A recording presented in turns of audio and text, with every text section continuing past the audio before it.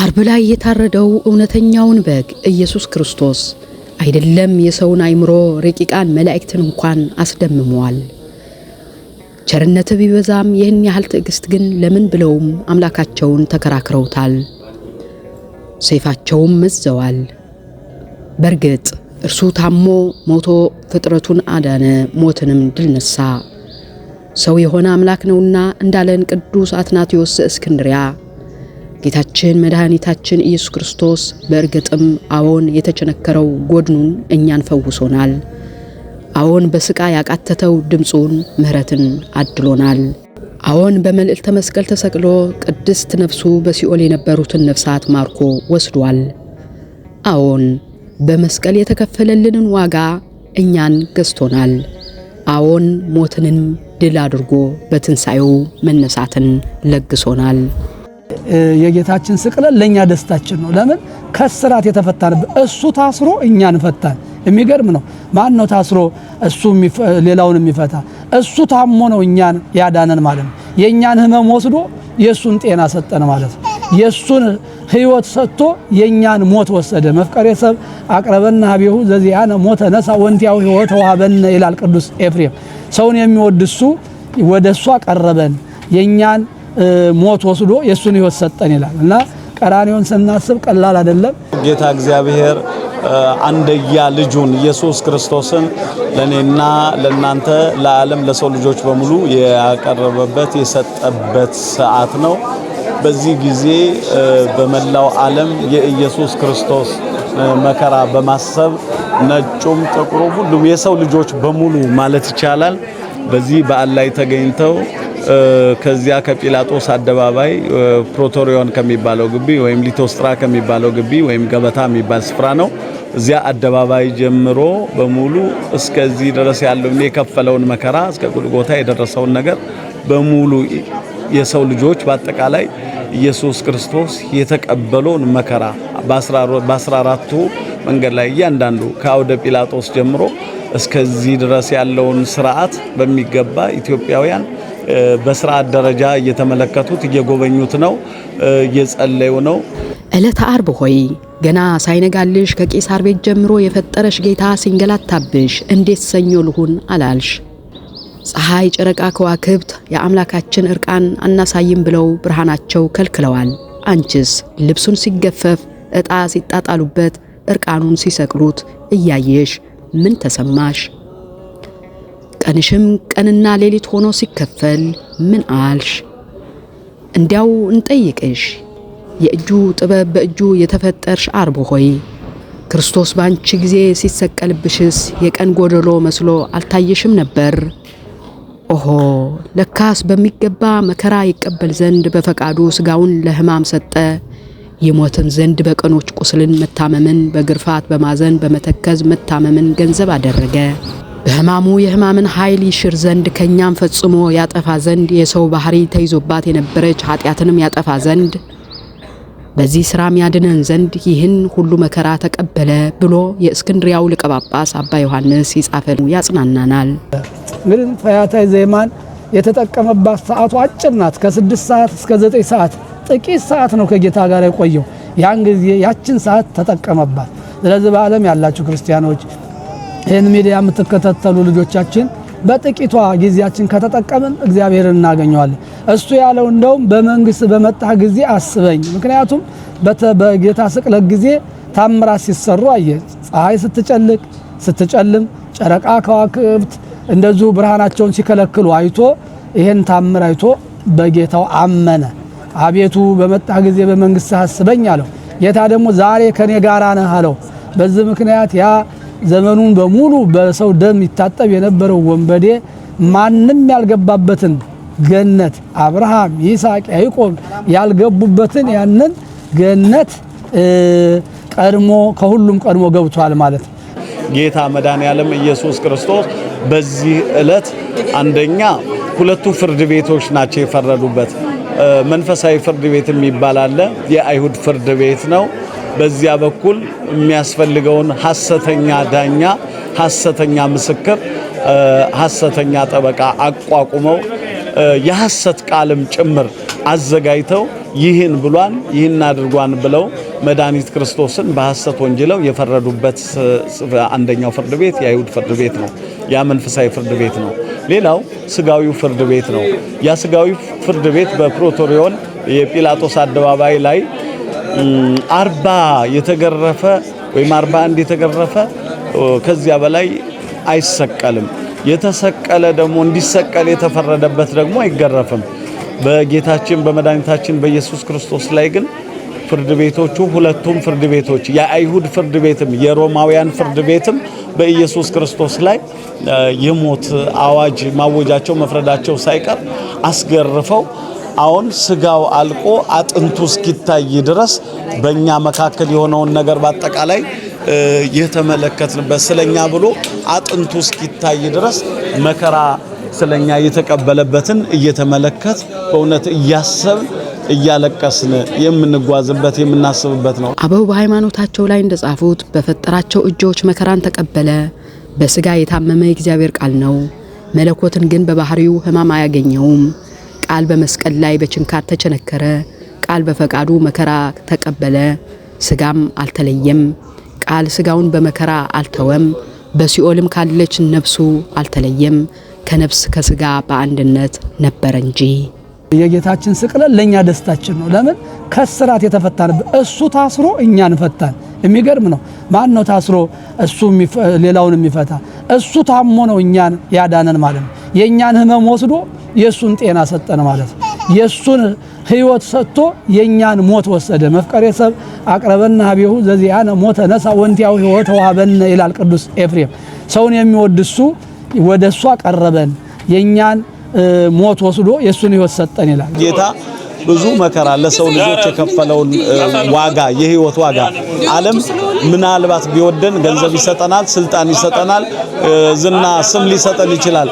ኢየሱስ ክርስቶስ ግን የሰጠን ነፍሱን ነው የሰጠንና ነፍሱን ስለሰጠን ጌታ እንዴት መገዛት አለብን ብለን የከፈለውንና ያሳየንን ፍቅር እኛም ገንዘብ አድርገን ሰውን ሁሉ ጠላቶቻችን ሁሉ በመውደድ ጠላት የምንለውን ነገር ሁሉ በመውደድ ለጠላቶቻችን በመጸለይ ይቅርታ በማድረግ የፍቅር ስርዓት በመፈጸም እውነተኛውን ስርዓት እውነተኛውን ህይወት እንድንፈጽም የሚያሳስብና እንድናደርግ የሚያሳይ ስፍራ ነው። ጌታችን መድኃኒታችን ኢየሱስ ክርስቶስ በሕማሙ በመስቀሉ ኃጢአትን የሚያለማ ዲያብሎስን በስጋ ድል ነሳው።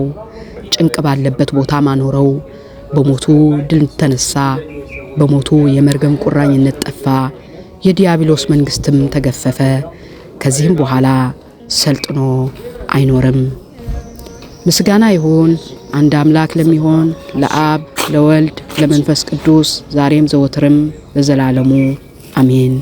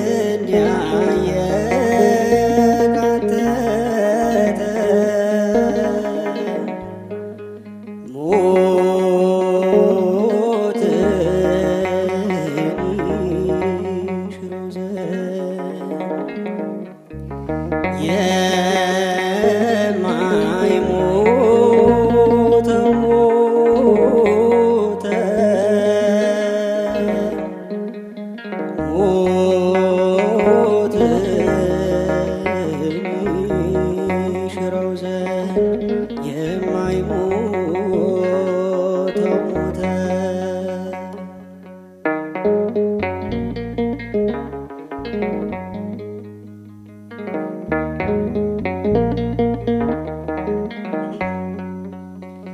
እጅና እግሩ ታስሮ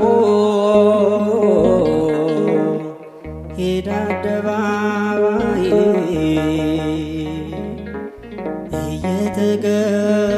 እየተገረፈ ታግሶ ስቃይ አለቀሰች ቆማ ድንግል ማርያም ተሰቅሎባት ልጇ መድኃኔዓለም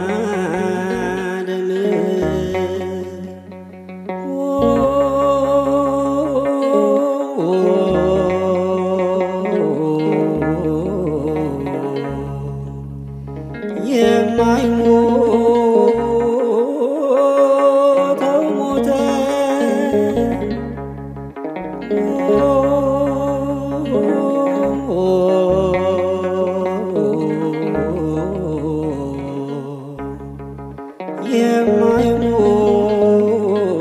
የማይሞተው ሞተ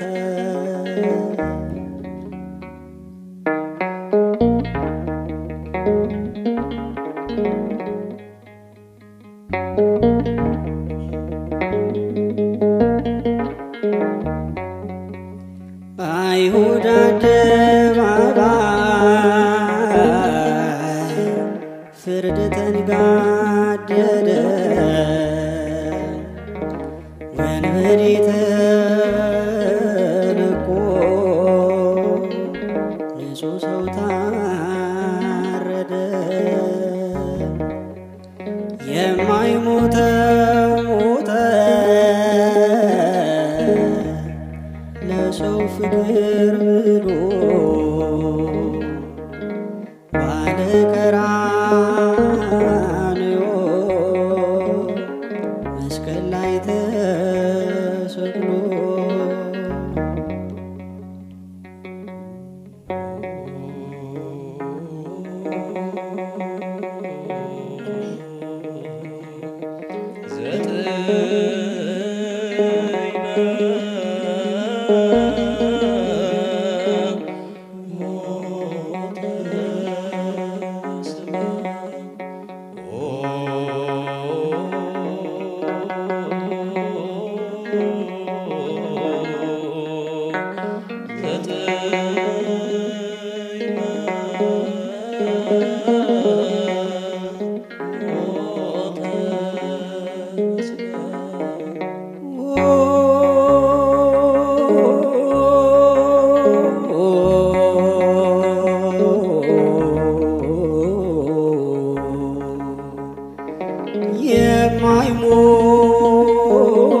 የማይሞተው ሞተ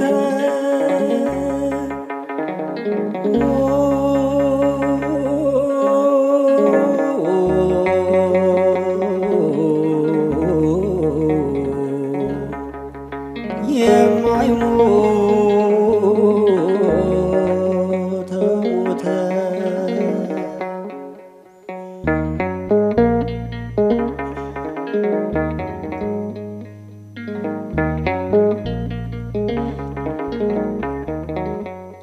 ዮሴፍ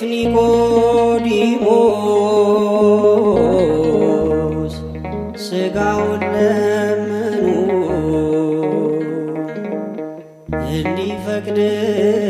እንዲፈቅድላቸው ሄደው ከመስፍኑ ገንዘው ቀበሩት በአዲስ መቃብር ቅዱስ ቅዱስ ኃያል እያሉ በክብር